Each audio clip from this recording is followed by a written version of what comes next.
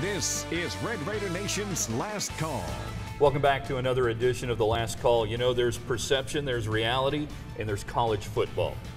We'll talk about tonight the Big 12. Can the Big 12 put a team in the playoff this year? Well, you know, two spots are clearly locked up with Clemson and Alabama. We go into the season knowing that it's a two-horse race basically between those two, and it all depends on, I guess, what shakes out in Columbus with Urban Meyer, because everybody thinks that will be one of the playoff teams. And out west, it's between, Washington and USC. I think you're in good shape if Washington's in the race. USC, you're in trouble. Yeah, it's hard to beat the brand name. TCU and Baylor will be able to tell you that from a few years ago. I think the challenge the Big 12 has this year is I think it's a harder path in the conference because it is so tightly grouped to emerge with a winner that may not have one or possibly two losses as your conference champion. Oh, and don't forget, then you got to play again the same group you just played in that title game. I still don't like that.